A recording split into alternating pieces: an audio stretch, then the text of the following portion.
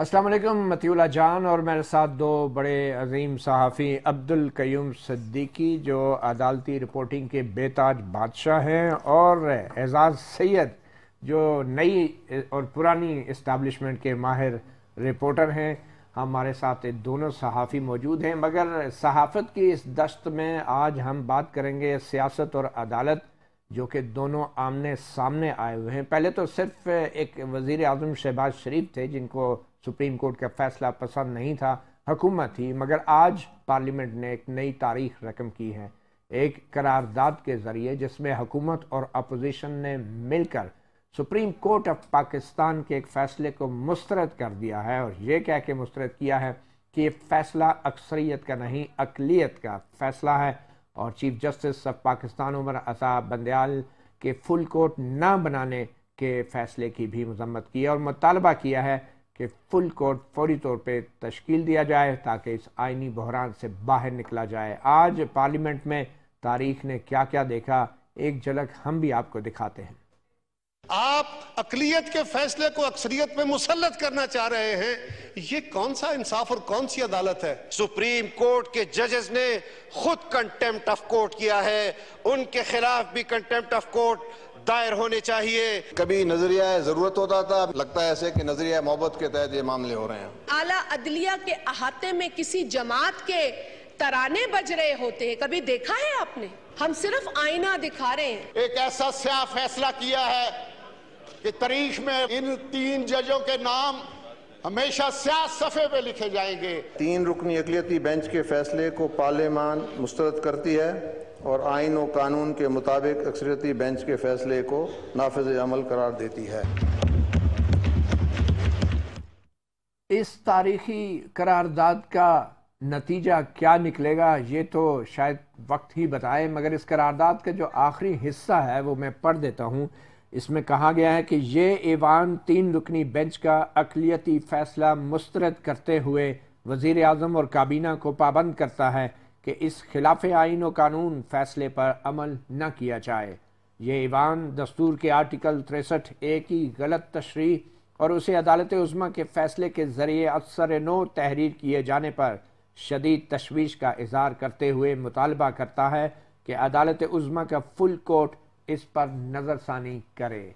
تو بظاہر عوام کی عدالت اور عوام کے نمائندوں کی عدالت نے آئینی عدالت سپریم کورٹ آف پاکستان کے 3 رکنی بینچ کے فیصلے کو مسترد کیا ہے۔ قیوم صدیقی صاحب کیسے دیکھ رہے ہیں؟ کیا سپریم کورٹ اس قرارداد کا نوٹس لے گی؟ قانونی طور پہ کیا پوزیشن ہے اس قرارداد کی؟ آئین کیا کہتا ہے؟ کیا پارلیمنٹ نے پہلے تو کبھی ایسے شاید نہیں کیا، آج تک بھٹو کے خلاف جو فیصلہ دیا گیا ہے اس کے اوپر بھی پارلیمنٹ نے کبھی ایسی سخت قرارداد پاس نہیں کی، آپ کیا کہتے ہیں؟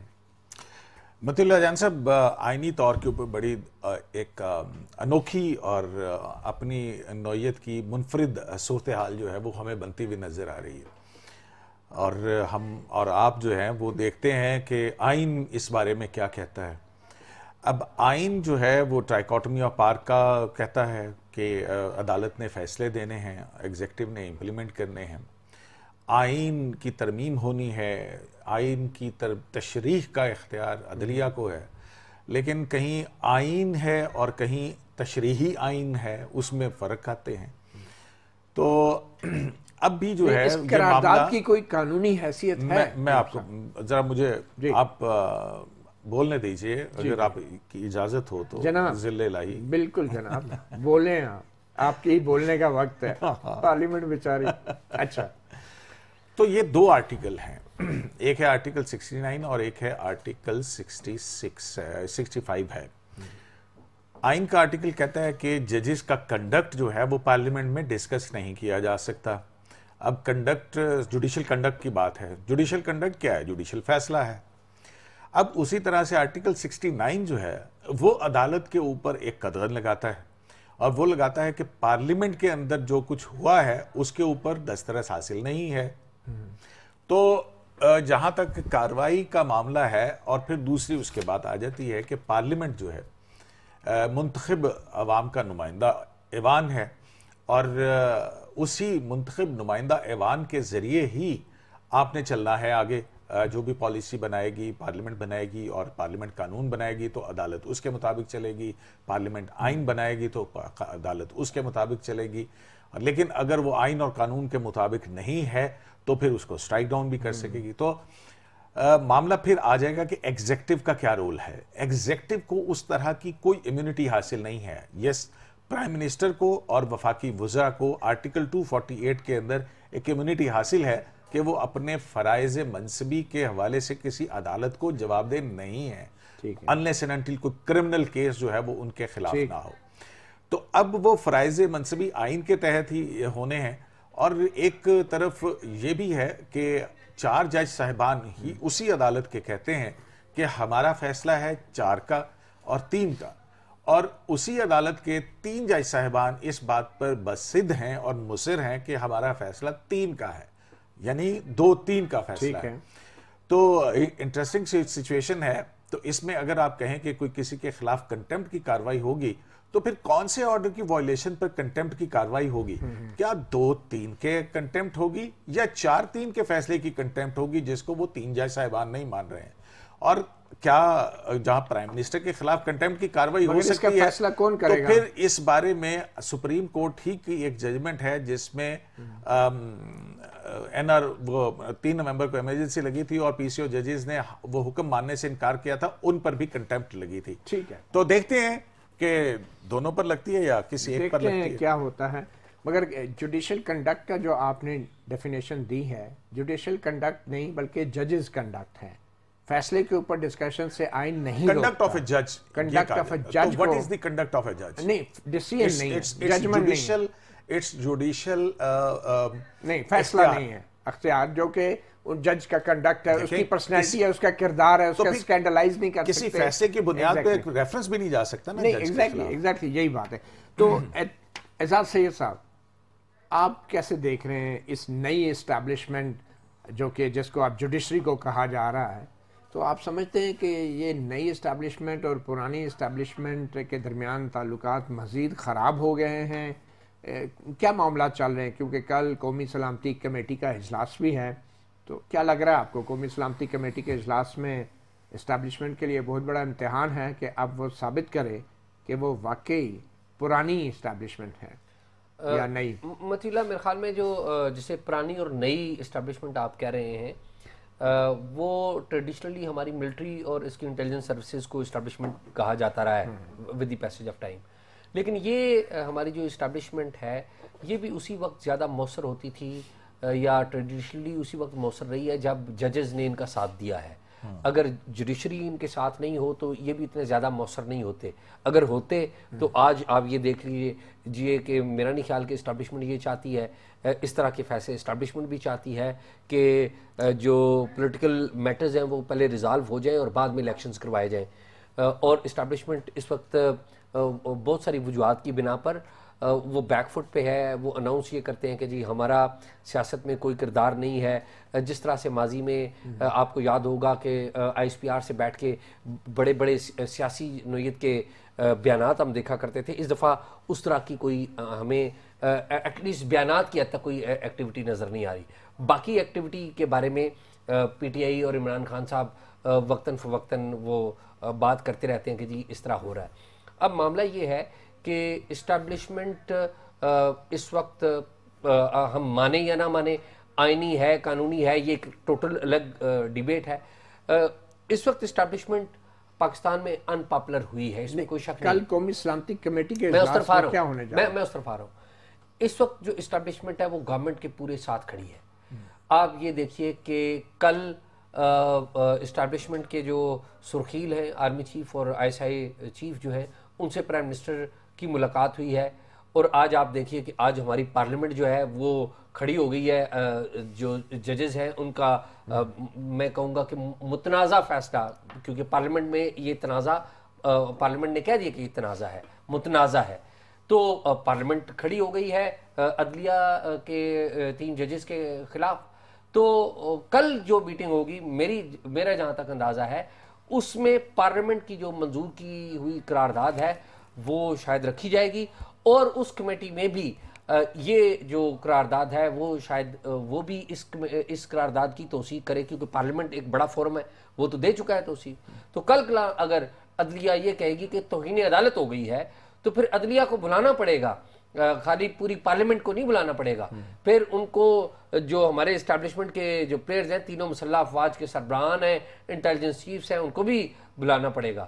وزیر اعظم کو تو ہماری عدلیہ گھر بھیجتی رہتی ہے، بلا ہی لیتی ہوتی ہے، لیکن ان کی طرف نہیں جاتی. تو میرا یہ خیال ہے کہ کل کی جو میٹنگ ہے وہ ایک سیفٹی والو ہے، اپیرنٹلی ایک سیفٹی وال کے طور پہ استعمال کیا جا رہا ہے. مگر آپ سمجھتے ہیں کہ قومی سلامتی کمیٹی میں کل اس قسم کی بھی کوئی بات آ سکتی ہے کہ الیکشنز نہیں ہو سکتے، خیبر پختونخوا میں ماحول نہیں ہے، اور وزارت دفاع نے جو پہلے موقف لیا تھا وہ درست ہے؟ کیا قومی سلامتی کمیٹی وزارت دفاع کے پرانے موقف کی تائید کرے گی؟ مطیع اللہ، بات یہ ہے کہ جو وزارت دفاع کا موقف تھا وہ بیس کس کے اوپر کر رہا تھا؟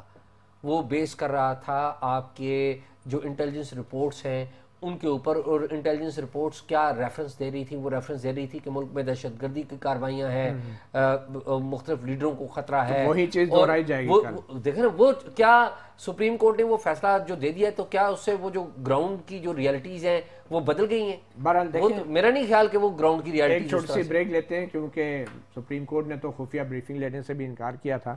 کل قومی سلامتی کمیٹی کی جو خفیہ میٹنگ ہو رہی ہے، دیکھیں اس میں سے کیا نکلتا ہے. کوئی پریس ریلیز آئے گی، کوئی اعلامیہ آئے گا، اور پھر سپریم کورٹ جو ہے کیا قومی سلامتی کمیٹی کے اس فیصلے کے حوالے سے بھی کوئی نوٹس لے گی؟ ایک چھوٹی سی بریک کے بعد.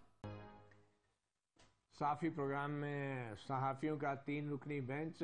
قیوم صدیقی صاحب، کیا آپ کے خیال میں پینل جو ہے، بینچ تو نہیں کہتے، سلپ آف ٹنگ ہے ویسے یہ بھی شیشے کا، کسی وقت ٹوٹ سکتا ہے. سیما صاحب، عمر عطاب بندیال، مطیع اللہ صاحب، آپ ہیں؟ نہیں مجھے معافی رکھیں، کچھ اور کہہ دیں. مجھے آپ اجازت الحسن صاحب کو کہہ دیں، لیکن سیدھی یہ بد کلامی کر رہا ہے. اچھا بات، میرے خیال میں آپ سیریس ہو جائیں. بڑے معزز جج ہیں، مطلب کیا لوگ اس بینچ سے کچھ سنجیدہ گفتگو کی توقع رکھتے ہیں. بٹ اینی وے، قیوم صاحب، یہ چیف جسٹس امتا بندیال صاحب، قرارداد کے اوپر آپ کے خیال میں کیا قانونی اختیار ہیں ان کے پاس؟ کس قسم کی کارروائی ہو سکتی ہے؟ کیا وہ پارلیمنٹ کو تو آبویسلی وہ نہیں ڈسکس کرنا چاہیں گے، تو کیا وہ پوری کابینہ کو نوٹس جاری کریں گے، یا وزیر اعظم شہباز شریف کو کر سکتے ہیں، یا چپ کر کے اگنور کر دیں؟ مطیع اللہ جان صاحب، ابھی تو انہوں نے الیکشن کمیشن سے پوچھنا ہے نا، تو الیکشن کمیشن کیا کہتا ہے، اور 11 تاریخ تک انتظار کریں گے. ٹھیک ہے. اور پھر جو ہے اس کے بعد، کیونکہ سپریم کورٹ کی اس 3 رکنی جو 3 رکنی مائنورٹی ججمنٹ، اب تو پارلیمنٹ نے کہہ دیا، تو جہاں 3-4 جج صاحب پہل کر رہے تھے، تو میرے پاس اب اس کو مائنورٹی ججمنٹ کہنے کا ایک قانونی، اخلاقی اور پارلیمانی جواز موجود ہے. تو یہ جو مائنورٹی ججمنٹ ہے یہ کیسے امپلیمنٹ ہوتی ہے، یہ ایک بہت بڑا لیگل کوسچن آ جائے گا نا، کیونکہ یہ جورسپروڈنس تو یہی ہے. اب مسئلہ یہ ہے کہ چلیں اگر وہ انسسٹ بھی کرتے ہیں تو پھر کیا ہو؟ ہم جو بار بار کہہ رہے ہیں مائنورٹی ججمنٹ، یہ فیصلہ اسپیکر قومی اسمبلی راجہ پرویز اشرف نے کرنا ہے کہ یہ مائنورٹی ہے؟ کس نے کیا ہے؟ شہباز شریف صاحب نے کیا. تو 4 جج جو ہیں وہ ان کو کہاں پر رکھے ہم؟ نہیں تو 4 جج نے 4 جج صاحبان کو مطیع اللہ جان صاحب بتا دیں کہاں کر رکھے ہم، بتا دیں. وہ کون سے بینچ میں تھے، مجھے یہ بھی بتا دیں. 9 رکنی بینچ میں. وہ 9 رکنی میں تھے، لیکن وہی چیف صاحب اپنا وہ جو چیف جسٹس صاحب جو آرڈر جاری کر رہے ہیں اس کے مطابق تو وہ چیف جسٹس صاحب نے تو ایک جوڈیشل آرڈر پہ سرکولر بھی جاری کروایا تھا، تو پھر اس کے بعد 6 رکنی بینچ کیوں بنایا تھا؟ اگر سرکولر آرڈر ٹھیک تھا تو پھر 6 رکنی بینچ بٹھانے کی ضرورت کیا تھی؟ تو آپ کے خیال میں اگر کوئی کارروائی شروع ہوئی پارلیمنٹ یا کابینہ کے خلاف تو سپریم کورٹ کے میرا نہیں خیال ہے کہ پارلیمنٹ کے خلاف کوئی قانونی کارروائی شروع کر سکے گی سپریم کورٹ، یا اس کو کوئی ایسا اختیار ہے. ہاں البتہ وہ سپریم کورٹ کے ساتھ ہو رہا ہے، یہ جاری رہے گا. یہ نہیں، سپریم کورٹ کے ساتھ کیا ہو رہا ہے؟ کچھ نہیں ہو رہا. مطیع اللہ جان صاحب، پارلیمنٹ میں ہوا ہے، وہ چپ رہے، خاموش رہے. فیصلے آ گئے نا، فیصلوں کے اوپر تنقید کر سکتے ہیں، اور ایک جوڈیشل پروپرائٹی ہے، اس کی بات ہے. اچھا بات یہ ہے کہ سپریم کورٹ جب اپنا اس کو بھیجے گی تو ہمارے پاس ماضی میں جو ایک کیس ہے وہ NRO کا کیس ہے، فیڈرل گورنمنٹ مسلح امپیکٹ کے، مطلب پرائم منسٹر آف پاکستان. تو ٹارگٹ کیا ہوگا؟ پرائم منسٹر پاکستان ہوگا نا. پرائم منسٹر آف پاکستان کو آپ بلا لیں اور بلا کے وہ کہیں گے جو بھی ان کے معروضات ہوں گی، ظاہر ہے ان کو کنٹیمپٹ آف کورٹ تو ایک ٹرائل ہوتا ہے نا مطیع اللہ جان صاحب، اس کا ایسے تو نہیں ہوگا کہ آپ جائیں گے، پہلی ہیئرنگ ہوگی اور آپ کو کنٹیمپٹ لگا کے گھر بھیج دیں گے. پہلے تو یہ تھا نا کہ پیسے اس کے بعد بھی کنٹیمپٹ لگے گی، تو کنٹیمپٹ کے اندر اپیل تو ہو سکتی ہے. ہو گیا, سمجھ گیا. مجھے پہلے یہ کہا جاتا تھا کہ بحران ہے, معاشی بحران ہے, پیسے نہیں ہیں. اب کیا کہا جائے گا, پیسے ہیں لیکن پارلیمنٹ نے کہہ دیا ہے کہ ہم نہیں مانتے. یہ مجھے نہیں پتا کہ حکومت کیا موقف اختیار کرے گی. وہ دیکھیں ان کی جو پارلیمنٹ کی جو دلیل ہے وہ 4 جج صاحبان کا فیصلہ ہے نا, تو کنفیوژن سپریم کورٹ کے اپنے اندر ہے, کیا 4 کا ہے یا 3 کا ہے. لیکن 3 جج صاحبان جنہوں نے دیا ہے وہ اصرار کر رہے ہیں کہ یہ 3 ہی کا فیصلہ ہے. لیکن ہمیں کنٹرڈکشنز نظر آتی ہیں. مطیع اللہ جان صاحب, انصاف ہوتا ہوا نظر بھی آنا چاہیے نا, نہ صرف ہو بلکہ ہوتا ہوا نظر بھی آنا چاہیے.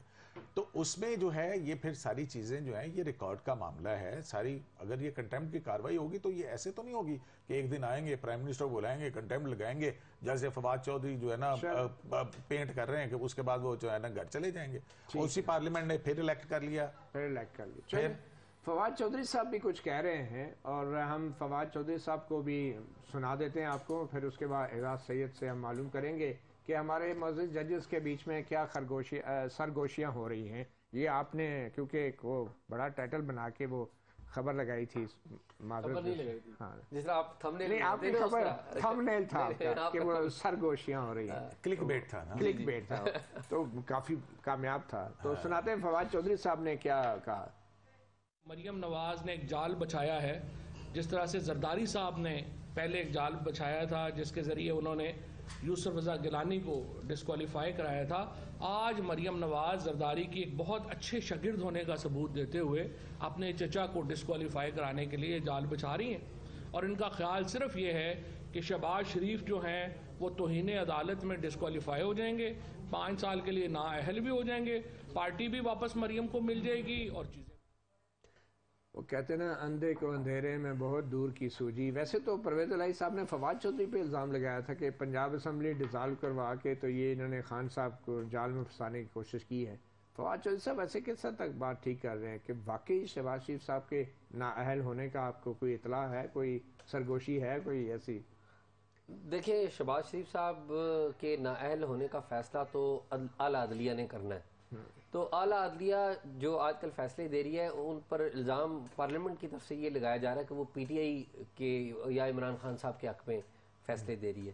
تو مجھے نہیں پتا ان کا کوئی رابطہ آپس میں ہے یا نہیں ہے, لیکن یہ جو باتیں ہو رہی ہیں یہ بڑی زمانی باتیں ہیں کہ اگر عدلیہ نے کسی کو اہل کرنا ہے یا نااہل کرنا ہے تو اس بات کا پہلے سے پتہ فواد چودھری صاحب کو کیسے پتہ لگ گیا. یہ فواد چودھری صاحب ہنٹ دے رہے ہیں, قسم کا لائن دے رہے ہیں. تو آپ کے خیال میں کہ فواد چودھری صاحب غلط لائن دے رہے ہیں, ایسی کوئی چیز نہیں ہے قیوم صاحب؟ دیکھیں مطیع اللہ جان صاحب, ہمیں بظاہر تو نظر نہیں آتی ہے, ٹھیک ہے نا, کہ اگر نواز شریف صاحب ویسے ہی کہہ دیں نا شہباز شریف صاحب کو, تو وہ شہباز شریف صاحب دوسرے دن پرائم منسٹر نہیں ہوں گے.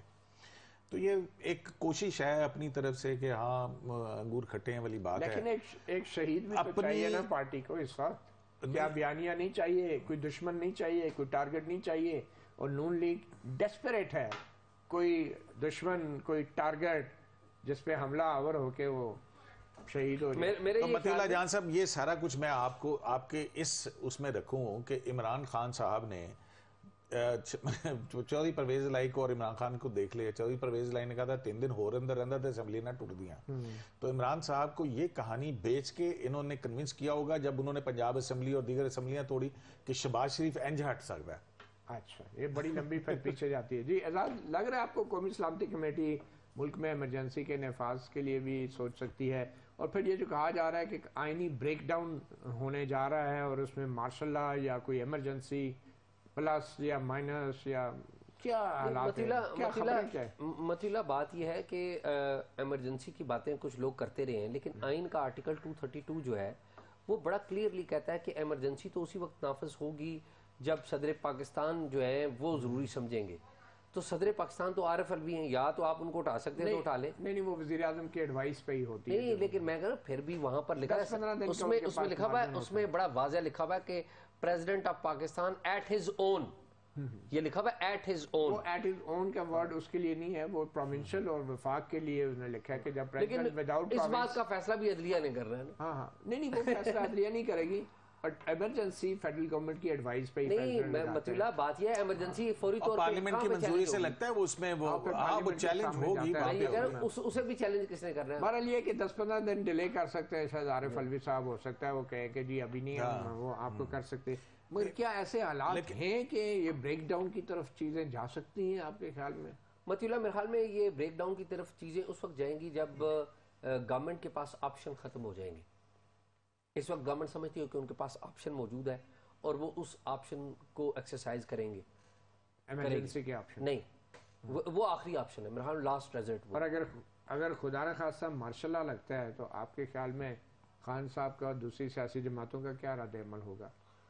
میرے خیال میں مطیع اللہ مارشل لا تو ایسا ہی ہے کہ ایک تباہی آ جائے اور تباہی کے اوپر ممکن ہے جو لوگ یہ سمجھتے ہوں کہ ان کا کسی اسٹیبلشمنٹ کے ساتھ اچھا تعلق ہے وہ تو نعرے لگائیں گے، وہ تو شکریہ ادا کریں گے، لیکن تباہی اگر آ جائے کسی ملک کے اوپر، زلزلہ آ جائے تو اس کا شکریہ ادا ہو نہیں سکتا، نہ کرنا چاہیے. آپ میں اور قیوم تو نہیں شکریہ ادا کریں گے، جو اختیار میں اقتدار میں وہی کریں گے، ان کو تو ہوگا، لیکن آپ کو غیر آئینی اقدام تو غیر آئینی ہوگا، لیکن ایسی صورتحال کے اندر آپ کیسے اس کو کر سکتے ہیں؟ تو یہ سپریم کورٹ کے اندر قیوم صاحب جو بظاہر ایک تقسیم ہے، ایک طرف 6-7 ججز ہیں، دوسری طرف 7-8 ججز ہیں، تو آپ کے خیال میں اب ان کی طرف سے نیکسٹ سٹیپ کیا ہو سکتا ہے؟ دیکھیں مطیع اللہ جان صاحب، کل بھی آپ نے اس بات پہ جو ہے نا میری سپریم معلوماتی نہیں، منقسم سپریم کورٹ کا میں اس کو دیکھتا ہوں کہ ایک اختلاف رائے ہے کہ چیزوں کو جو ہے اور جمہوری اختلاف رائے،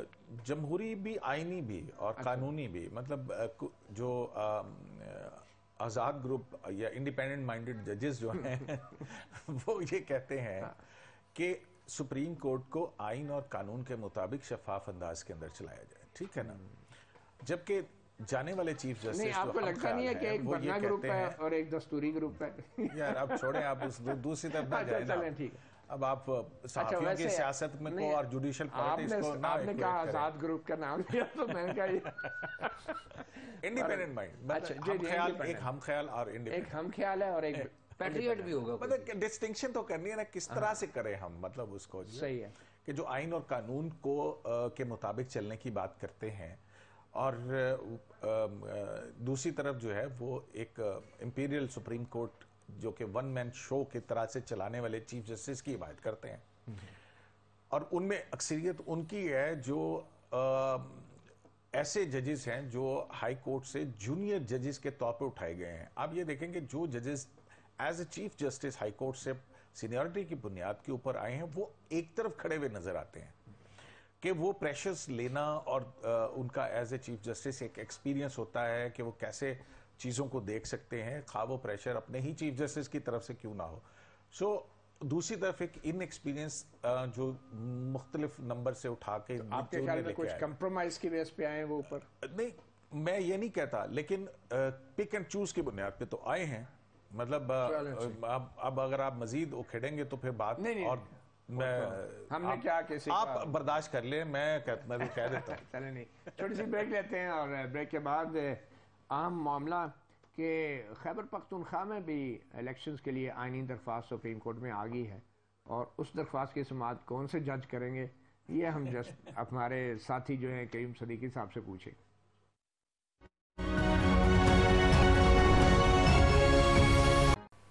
صحافی پروگرام میں اب ذکر ہوگا خیبر پختونخوا کا، جس کے حوالے سے سپریم کورٹ کے 3 رکنی بینچ نے آئین کی تشریح کو مؤخر کر دیا.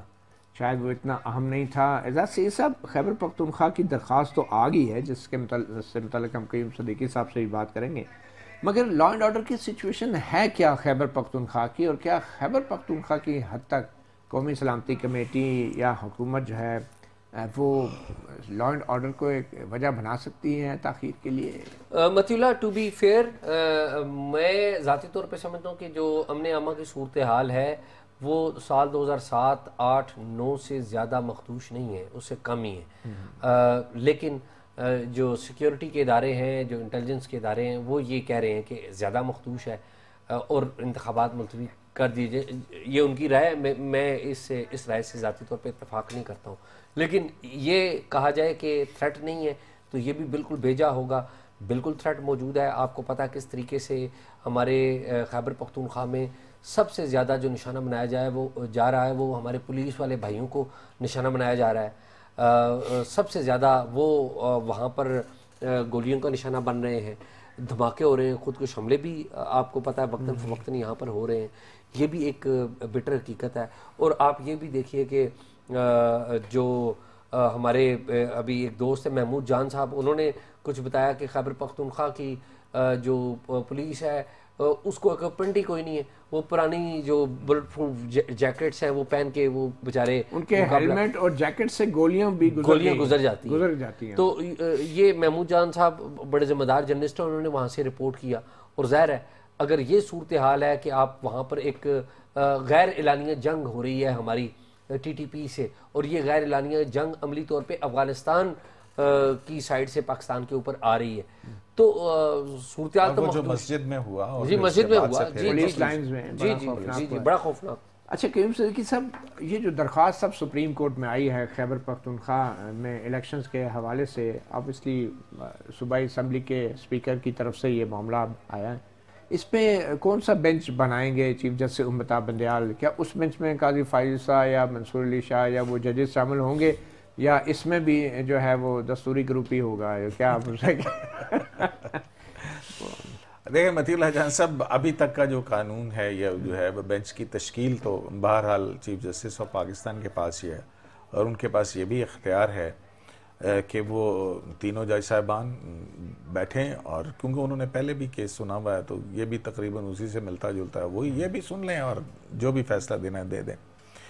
لیکن یہ بھی ہے کہ جیسے آپ نے کہا کہ اگر ان کو بنا دیا جائے, مطلب جیسے قاضی فائزہ یا افریدی اور اطہر من اللہ پر مشتمل بینچ بنا دیا جائے, اب یہ کہہ سکتے ہیں نا, تین رکنی صحیح, پھر بے شک فل کورٹ نہ بنا. اب اس میں جو ہے وہ اب اس میں جو ہے وہ ہم نے یہ دیکھا ہے کہ جیسے یا افریدی جو ہیں وہ کبھی بھی انہوں نے لکھ کے دیا ہے کہ 184(3) کے مقدمات میں نہیں سنوں گا.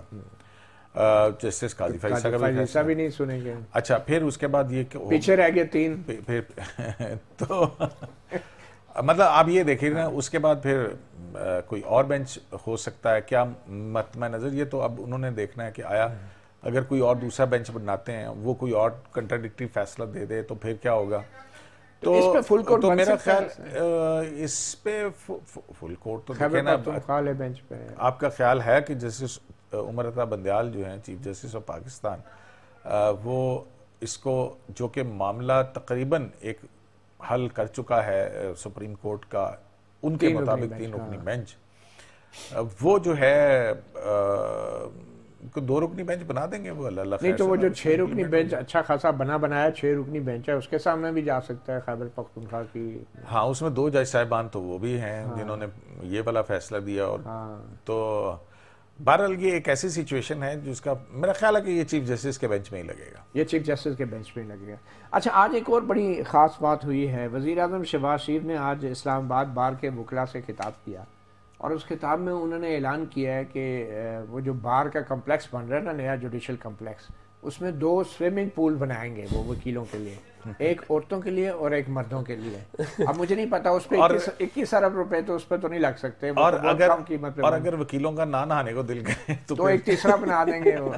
وزیر اعظم صاحب کا کیا, کم از کم 3 تو ہونے چاہیے. مگر یہ وکلا کے اوپر اتنی مہربانیاں جو ہو رہی ہیں, اس کو آپ کیسے دیکھ رہے ہیں؟ دیکھیں مطیع, آپ ایک اور چیز دیکھیں نا, لائرز موومنٹ کا آپ کو پتہ ہے کہ وہاں پہ وکلا متحد تھے اور ایک چیف جسٹس کے ساتھ چل رہے تھے. بڑی تاریخی ایک لائرز موومنٹ ہے, اور جنرل مشرف کے دیے گئے پیسے کے ساتھ انہوں نے یہ موومنٹ سپریم کورٹ بار تو اپنی انڈیپینڈنٹ صاحب جو ہیں لے کر آئے تھے اٹارنی جنرل پیسہ 14 کروڑ روپے. بالکل, قاضی فائزہ کے دور پر ریفرنس چل رہا تھا, تو اب بھی بارز کو خریدنے کی کوشش ہوئی تھی, پیسے دیے گئے تھے, لیکن وہ پیسے لے لیتے ہیں اور وہ کہتے ہیں اب تو اگلی پیشی ہے نا. نہیں, اب تو کہہ رہے ہیں اب سوئمنگ پول بنا کے دیں گے, اب سوئمنگ پول وہ ریزیڈینشل کمپلیکس بن رہا ہے یا دوسرا بن رہا ہے, آفس چیمبر, جم خانہ کلب بن رہا ہے, لیکن ضرورت تو ٹھیک ہے صاحب. آپ دیکھیں کچہری کا کیا برا حال ہے. مطیع اللہ جان صاحب, اچھی ہونی چاہیے. 1-2 سوئمنگ پول پہ کتنا خرچہ آ جائے گا, کم از کم اتنا نہیں آتا جتنا آپ کہہ رہے ہیں کہ وہ اس پہ. لیکن جو بات ہے نا وہ یہ ہے کہ ہم دیکھ رہے ہیں کہ یہ وکلا ایک بڑی افیکٹو فورس ہے. معاملات عدالتوں کے ساتھ چل رہے ہیں. پی ٹی آئی جو ہے وہ ایک لائر ونگ کے ذریعے ابھی انہوں نے اپنی power of show of power جو ہے وہ کیا. ابھی جب ہیئرنگ ہو رہی تھی تو کتنے سارے وکلا جو ہے بالکل صحیح وہ لے کے آئے ہوئے تھے.